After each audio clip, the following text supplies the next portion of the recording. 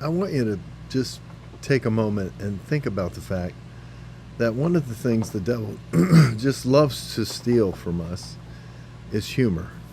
Now, humor is a very important part of our life. It's really part of the social fabric of our life. I think today, oftentimes in our culture, we're becoming a humorless society. In other words, you just simply can't laugh about anything without offending someone. But just take a moment and think about what it would be like if you've ever visited, for example, any of the communist countries. Man, what a depressing place to be. I remember visiting Russia and how just dark and gray. All the buildings were gray. They were created by the communist government. Apart from the older buildings like St. Peter's Cathedral, or I think it was St. Peter's Cathedral. I'm not sure. It was a cathedral, and beautiful. But beyond that, total gray, just gray. And the people were, man, humorless. They didn't laugh about. I didn't see anybody laughing at any given time. No one goofing off. The beauty of our country is that we have the freedom of expression without fear of reprisal. You take that away and you just remove humor, and humor is such an important part of the human condition. We need to be able to laugh not only at others but ourselves personally. I mean, who's funnier than we ourselves? And I think what we see in the book of Job, you can go through the whole book, but you remember in chapter 31, I think I mentioned it as chapter 28 in service on Sunday. It's actually chapter 31. In that chapter, Job starts defending his integrity.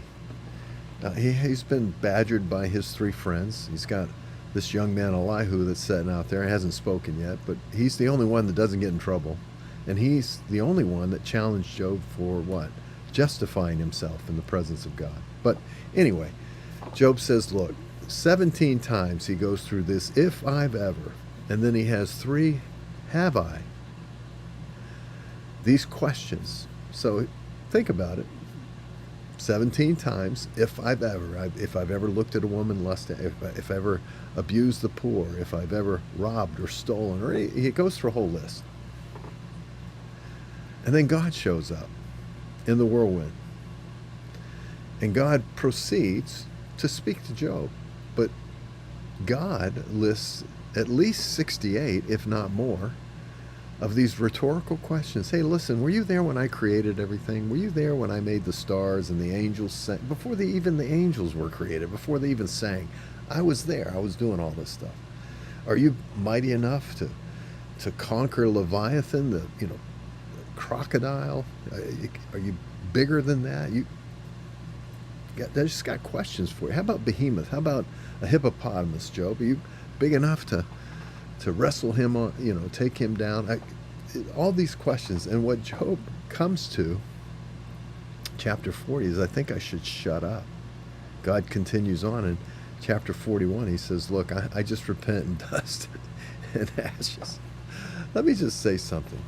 I think God kind of thinks it's humorous to see what we as human beings, the worth that we place upon ourselves, the value that we give, for example, to situations and circumstance when we have such a mighty Redeemer. The incredible amount of mental worth that we place on the problems in our culture, and believe me, there's many of them. But we have a mighty Redeemer. And one of the things that we're studying on Wednesday nights is what should be our attitude towards the culture. There's many things that we disagree with as believers in terms of behavior and the outcome of the decisions that our culture is making. But how do we approach this as believers? And I can tell you this, one of the things that we should never lose is the joy of knowing that we have a God that's greater than all of this, that can intervene at any moment.